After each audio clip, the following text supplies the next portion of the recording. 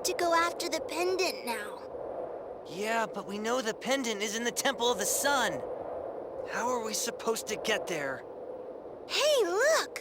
What's that? Isn't she from Jugpot? Pamela! I didn't know she could fly.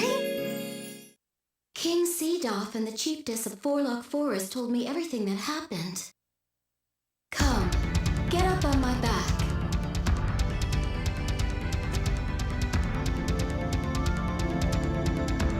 Now, we're off to the Temple of the Sun. We can do it, Klonoa! The Temple of the Sun! Yeah! Let's go! Thank you, Pamela. You can just drop us off at that entrance. Are you sure this is where I should leave you? Yes, this is perfect. Thanks for your help. Don't worry, this shouldn't take too long.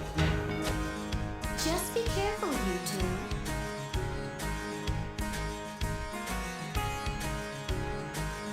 Come on, let's go!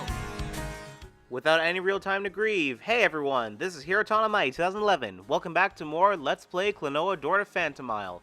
In the last episode, unfortunately Joka got to Grandpa first, and Grandpa didn't make it. I mean, he kinda got blown up.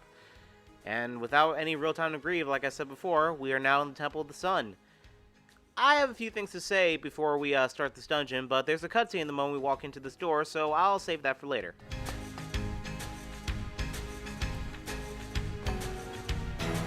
Well, we managed to get into the temple. It's so quiet in here, it's creepy. You're Mr. Klonoa and Mr. Hippo, correct? Huh? We've been waiting for you. Took you long enough. Who are you guys? I am Solar, a priest of Coronia, the Temple of the Sun. Ditto, name Solang. Please allow me to bid you welcome. Glad you made it. Thanks! I guess they must have known we were coming somehow. Oh, by the way, you two haven't seen any strange people coming in here recently, have you? No. Yes, we have. You bet. Please take a look over here. Pay attention.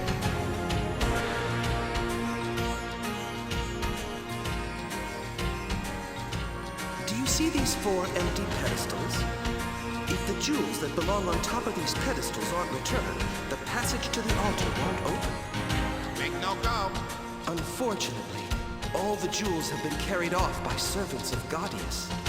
Didn't even ask permission. And I'm sorry to say that the two of us are not particularly good at fighting. In other words, we're whips.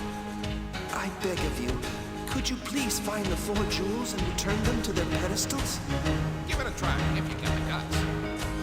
We're depending on you. Let us down and you'll regret it. Hey, wait! Hold on a minute! I guess we'll just have to go find all the jewels. Guess so. Now, Soleil and Soleil, I love them so much in the dub, just the personality that they give Soleil, just like, in other words, we're wimps.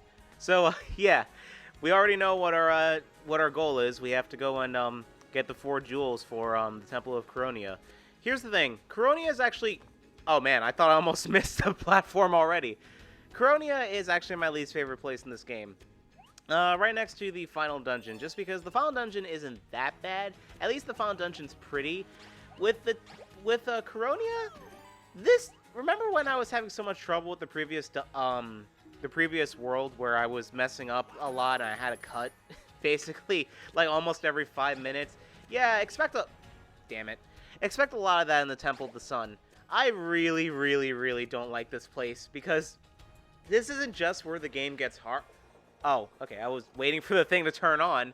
This isn't just where the game gets hard, but this is also where the puzzles and, like, if you're going for 100%, a lot of the things in the game start getting cryptic.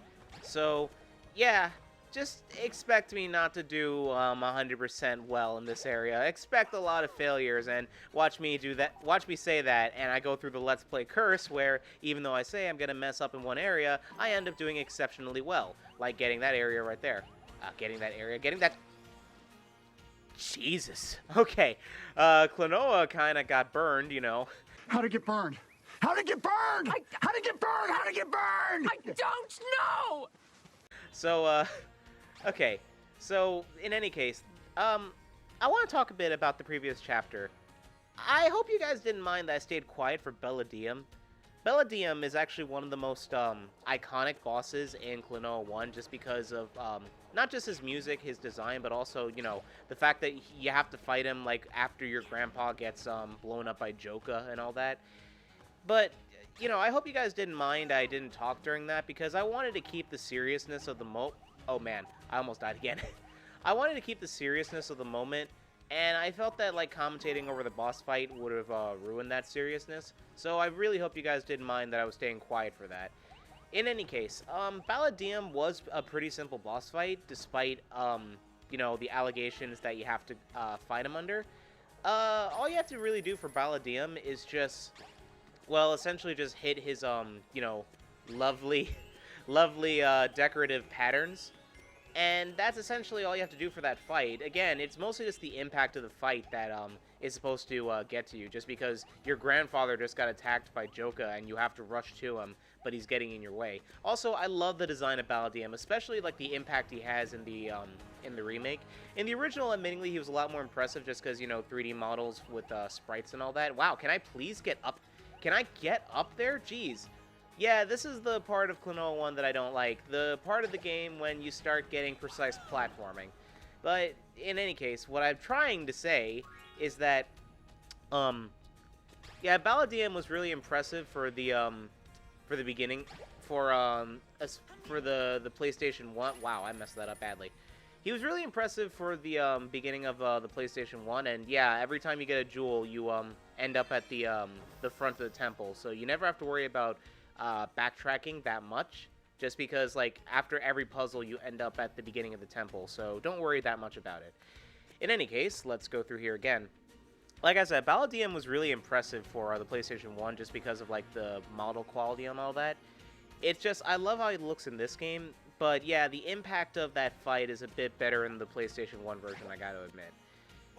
In any case, I am a bit weirded out by the pace of Klonoa 1 as well, because, yeah, the game's short, but I kind of don't like the fact that, like, yeah, you're expected to care about Klonoa's grandfather just because, you know, it's Klonoa's, relative and all that, like, you know, a kind old man. Ow, I hate these guys, by the way. You know, it's a, you know, kind old man, like the Klonoa's, like, only known relative and all that. It's just, they don't give you enough time to, grow attached to, him. And I feel that kind of takes away from it. And it's like that in the PS1 version also. It's not just a remake thing that they don't really make you attached to Grandpa that much. But even with that being said, I still feel the, for the most part, I did get sad about that scene when Grandpa died. It's just, a lot of people say that the dub of this game kind of ruined a lot of the emotional scenes just because the voice actors either don't feel like it, like they're into what's going on, or just they don't have the same emotional connection, or, you know, the same emotional output as the original actors. And for the bonus videos, for the bonus video of this series, I'm going to show off, I'm going to show off the original cutscenes of the original game, just so you guys get a feel of, like, what the impact was. It's just, I still think that the voice acting was fine for that scene. It's just, I do agree, Klonoa sounding like, you know, a teenager when he's supposed to be a 10-year-old kid does take away from it a bit, but not as much as everyone says. So that's basically where I stand on it. And, yeah, that was a pretty simple puzzle also, wasn't it? We're not done, though. We have to go through the inside, and God, I hate those things. I really, really hate those things. Okay, we hit that, or we miss. We go and grab a Oh. Okay, I'm actually gonna use my whirlwind. After I said, if you played this game before, whirlwind is completely useless, I'm just like, okay, let me use the whirlwind because Where do I have to hit it from? Is it just like from here? Okay. Wow, I am messing up so much. I am so sorry, guys. Okay, let's grab the moo and hit the egg. There we go. You will give me an egg. So, we get the blue gem, and it leads us back to the entrance where we drop it off. So now we head over to the right. It's kind of weird how we're pretty much like more than halfway through the game already. Because after this is, well, after Klonoa is the Moon Kingdom, obviously. Then the final boss, believe it or not. Because aside from the... Wow, that popped in. Wow, I'm seeing all this pop in. That's really bad. Because after the final boss, there's only like a few other things to do in this game. And like, yeah, there's plenty of extra content. Not as much as 2, but there's plenty of extra stuff to do in this game. It just sucks how, like, you know, the final... Like, you know, the main story really, really is short. Like, I can't stress that enough. As much as I love Klonoa, like, the one problem I have with this series is the fact that the main story is unbelievably short. I guess we'll go for the green gem first. Okay. So, oh my god, I just want to get the thing. So, let's get this. And, another thing too, those, the reason why I'm actually getting hit by those fire towers is because they're on a timer, and it's sound timed, so I kind of can't hear it that well. So I apologize if I start, like, you know, getting hit left and right, but that's mostly just because I have the TV down for the sake of recording. We go in here, and I also have to apologize for, my voice sounding a bit hoarse. My nose has been really stuffy today. Like, I don't have a cold or anything, I just have no idea why my nose has been, like, running the entirety of today. I just froze in midair. Yeah, I have no idea, like, my nose has been messing up the entire day, so I apologize if I sound a bit weird. Anyway, we go through here, and, I guess one thing I can also talk about, too, is the fact that, one thing that's, interesting about, Klonoa 1 also is the fact that, I don't know, like, it's more so of something they get into, too, but, like, you know, the themes that the game talks about, and I was actually afraid I was gonna miss that. The themes that the game talks about, you know, they're very adult. Not so much right now, but you'll... Oh, God. I didn't realize they were just going to beeline towards me the moment that I... Oh, come on. Come on, give me... Oh. I got killed by moose. Never before have I sounded so serious about something that sounds so silly. But yeah, like, the, oh. I thought I was going to wombo combo them. That's kind of what you have to do in this area, actually. So... Oh, you're not going to come over to me. Okay, so I'm just going to do that. Wow, maybe today is not my day for recording because I am messing up left and right here.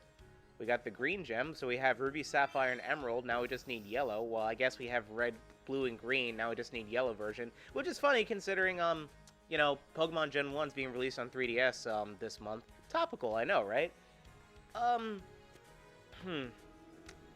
I kind of ran out of stuff to say about Klonoa already, because there's not much else to say about this particular level, since this isn't the worst of Klonoa.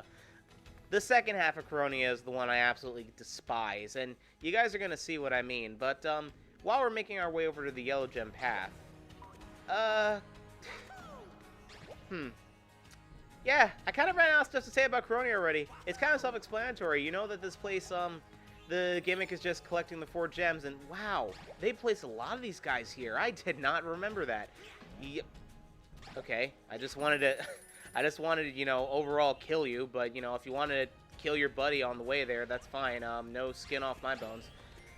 We used the Mirror Fairy here, even though we don't really need to. Speaking of mirrors, actually, I should point out something topical. Even though at this point, not really the final video... Why'd I do that?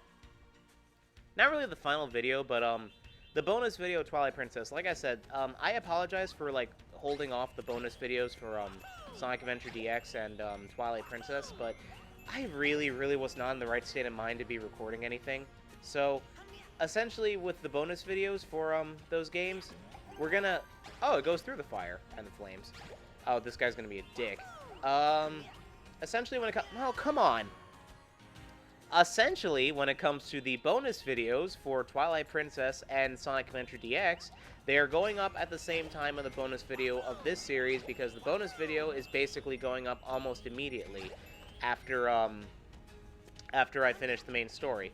So, yeah, with Twilight Princess, what I was trying to say before is that I saw, you know, the new features that they're adding in Twilight Princess HD, and they showcased the trailer for Hero Mode. What's really interesting about Hero Mode is the fact that the Hero Mode, and, you know, I'll talk about it when I do my eventual coverage of Twilight Princess HD, is that Hero Mode in Twilight Princess HD is actually the Wii version. Like, it's very similar to how Master Quest was handled in Ocarina of Time 3D. But yeah, Hero Mode in the HD version of... I'm just gonna cut till I get to the other side, okay? Damn! You wanna know the worst part about getting to this side at this point? I didn't even get hit once that time. So we pick up this gem. Jesus. And I believe when we go through here, we have a cutscene because we've reached the end.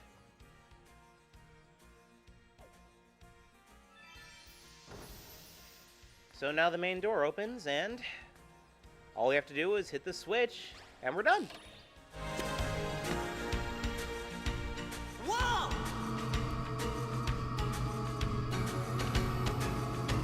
Very good job! Not too bad, I guess.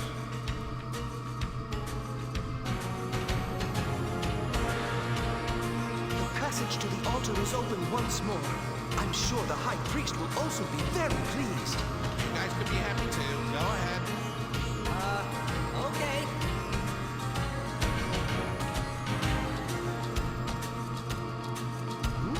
What's happening? We're having a solar eclipse? You've got to be kidding. Blasted Gaudius! This must have the moon pendant! Had a feeling that's what went down. Who is Gaudius anyway? Gaudius, the King of Darkness, is a being possessed by nightmares. He has awakened from a 3,000-year sleep and now seeks revenge. Basically, he's Mr. Big Bad himself. But we might still be able to stop him. Quickly, you have to get to the altar before the seal is broken. What are you waiting for? Get moving. What about you guys? We are only observers. Now, enter into the light. It won't hurt.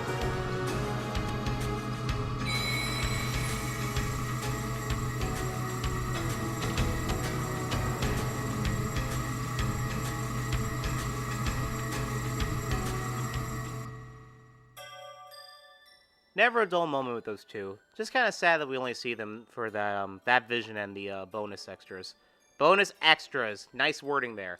Now, before we begin the next section, I want to get back on my tangent. Similar to Ocarina of Time 3D, Twilight Princess HD's Master Quest is going to have the entire world flipped, so you people who like the Wii version, good luck. Wahoo! Come on, let's go!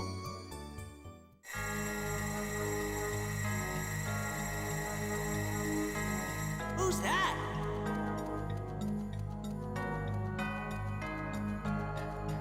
Are you alright, sir?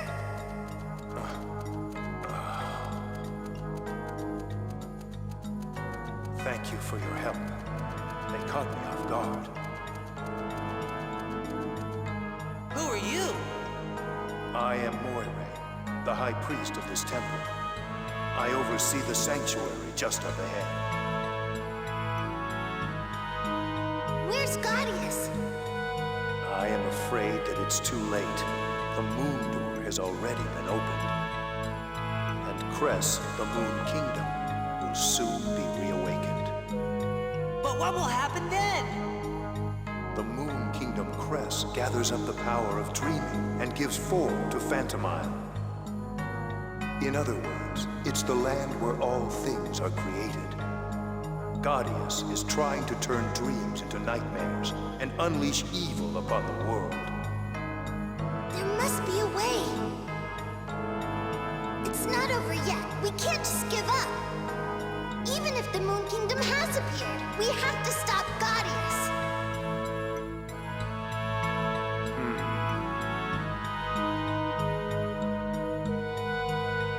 All right, I'll let you two give it a try. Go into the sanctuary. Right!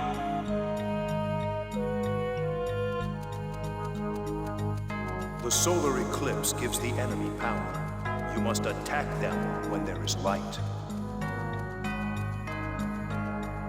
If we have to attack the enemy when there's light, that would also mean that they're more dangerous when it's dark, right?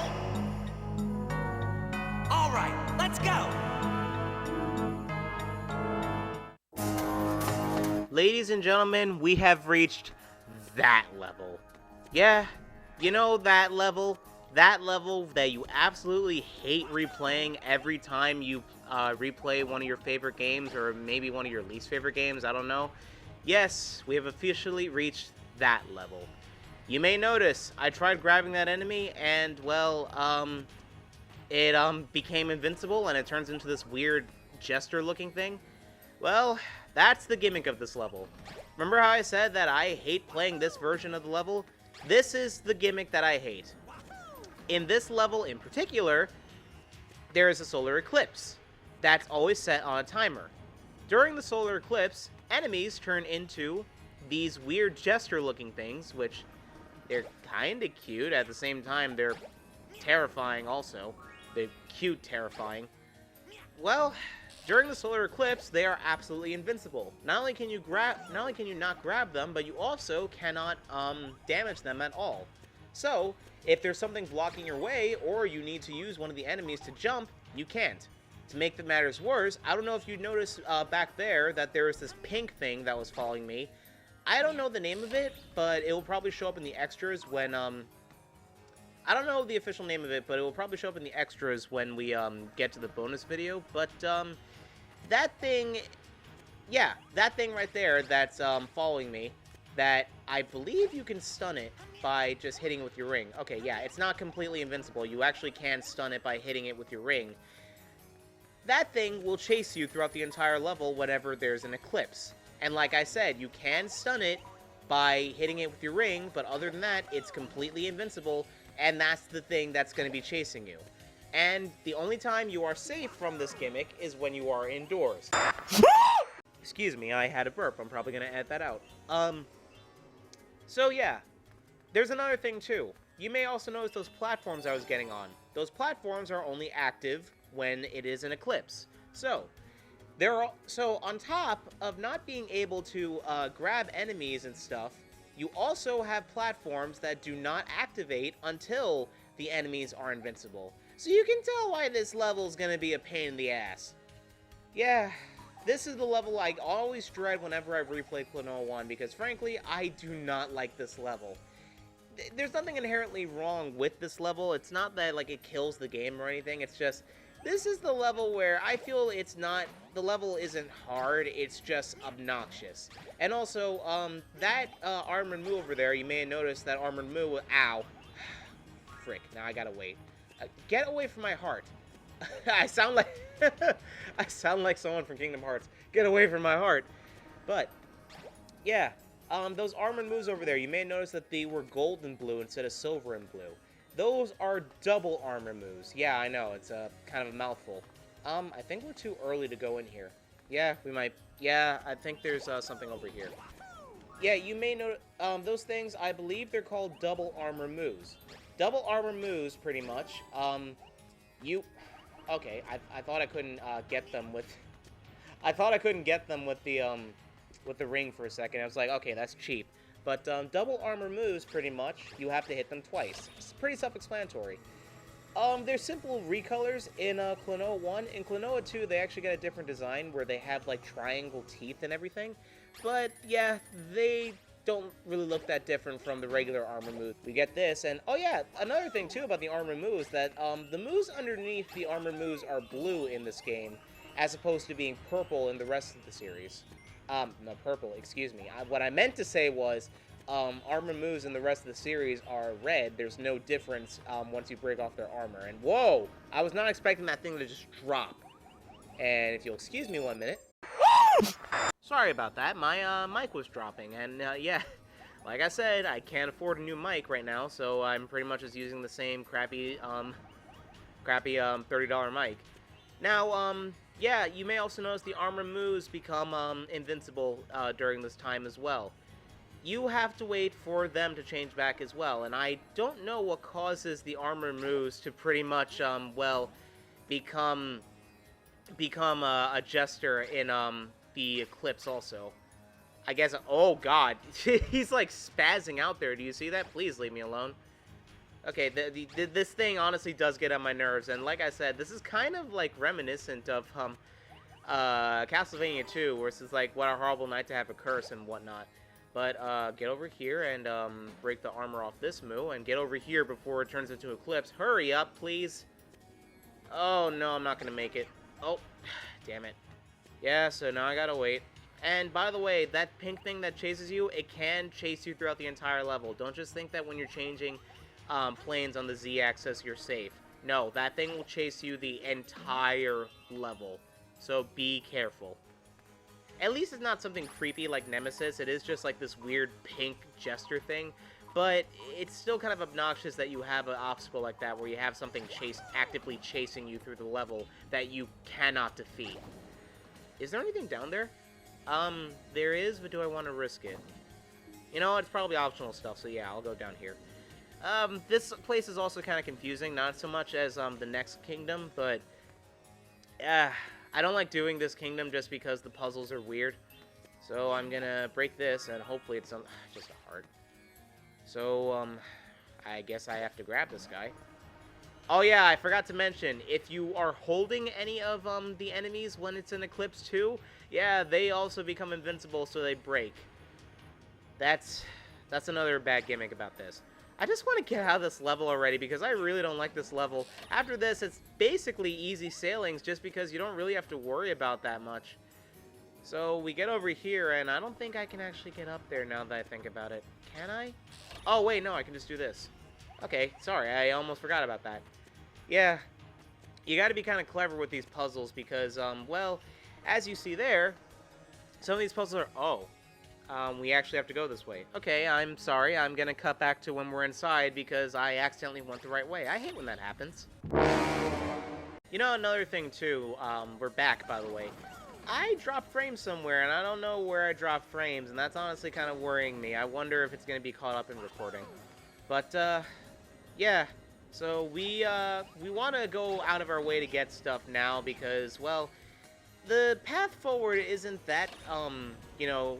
isn't that difficult to get to. It's just you want to go out of your way for the optional stuff now because you're not going to get it because you're obviously going to have very little chances to get all the optional stuff later. And is there something over there? Because I remember that, yeah, you can you jump up there, or am I just imagining things? Oh yeah, you can. Okay. It's a good thing I came over here because, again, like I said, the optional stuff, this is the part of the game where the optional stuff starts getting very cryptic. Well, not really starts, but more so it's getting more cryptic, because I more so want to say the optional the optional stuff started getting cryptic back in the 4th chapter, and this is where it starts hitting its peak. It's ironically not that bad in the 6th kingdom, but can I please jump up there? You know what? Whirlwind. Get it? Okay, we're good. Let's go over here and... Huh? What am I... Oh, I can just bring him. Okay. I was gonna say, like, what the hell am I supposed to do for that area? It's weird, too, because I don't remember ever coming here. I mean, we have to, because there's the last, villager we had to rescue, but I, like, for life of me, I actually don't remember Okay, I thought I could have made it. My fault. Okay, so now I will meet you back in where we have to go, since you already have an idea of where our destination is. This is not okay. This needs to stop now. It's time to stop! Back up here, I believe this is actually the end of the level, so, you know what? That actually wasn't that bad.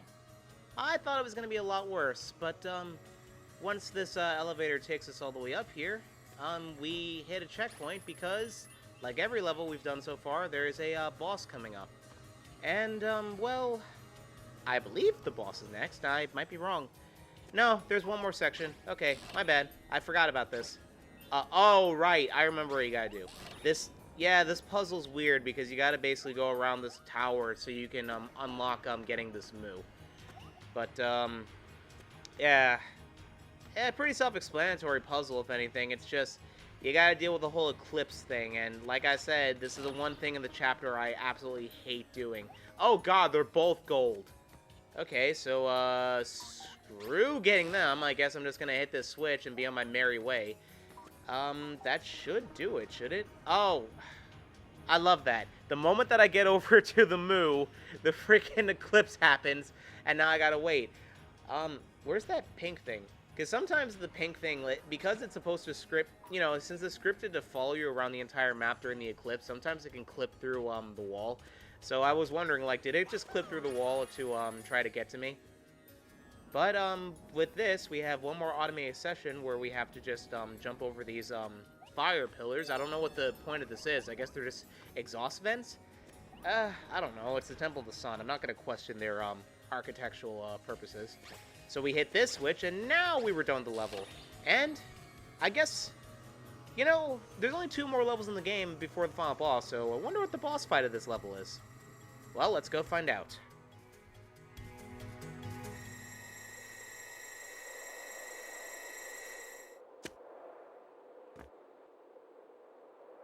We finally made it to the altar. The little brats again. Guardius! You failed me, Joker. My lord! It's just that these children are stronger than they seem, even though they're so weak. Though I did try. It doesn't matter. Phew. Gaudius, just what is it you're planning on doing? Planning. Nothing more than simple revenge. Revenge? Yes, upon the fools who imprisoned me in darkness. And who, even now, indulge themselves in pointless dreams. I'll drown you and this worthless world in a sea of nightmares. The songstress is in my power. And within the Moon Kingdom lies the egg of destruction. Soon it will reveal its true form to the world. The time has come.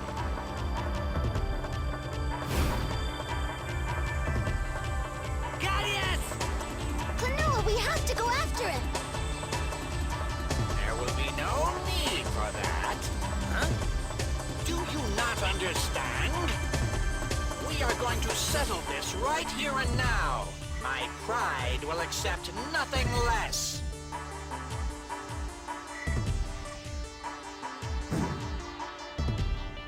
It's time you children learned one final lesson. With the strength I've obtained from the power of darkness.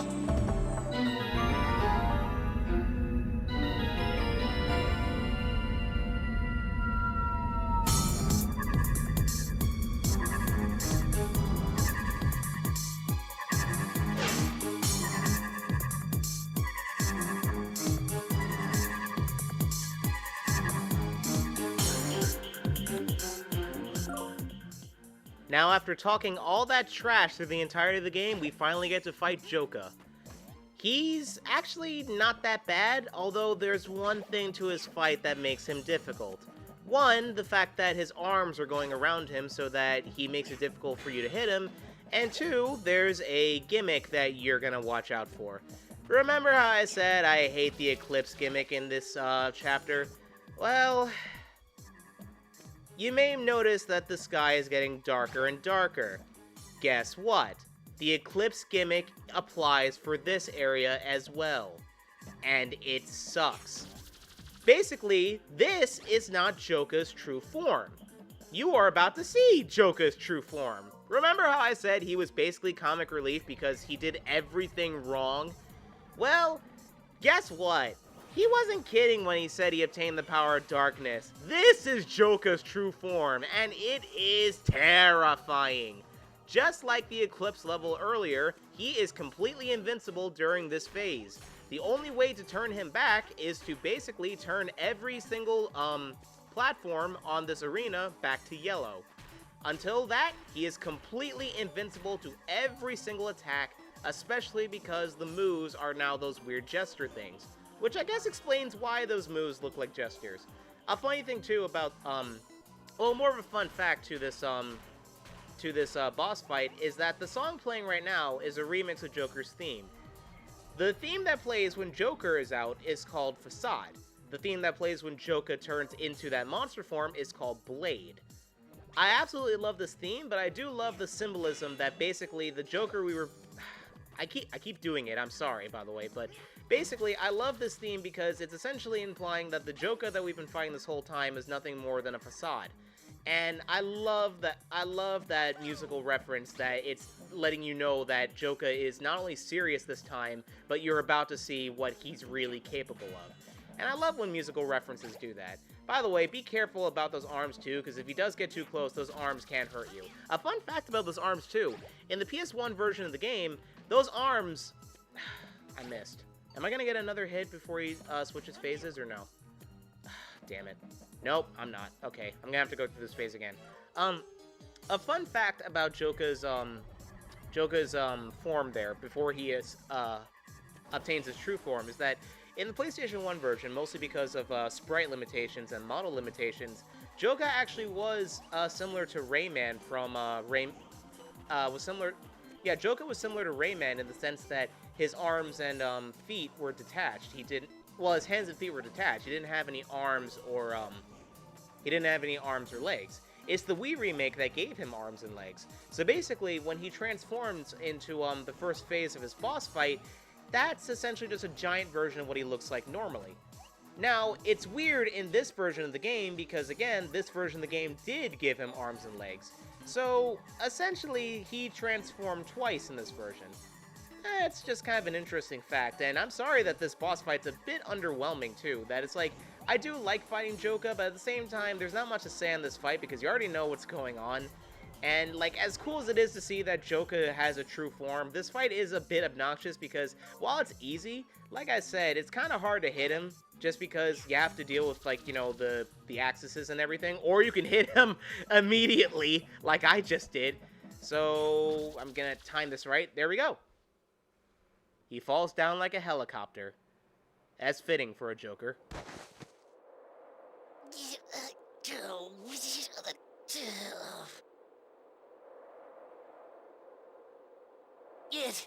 It appears that my time has finally come to an end.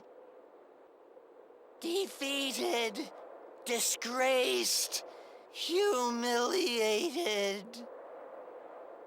But even so, it would seem the time has come. Listen closely to the sound of the Moon Kingdom reawakening. Soon, you will also be in darkness, in nightmares. In a world of destruction and nothingness. Lord Guardians!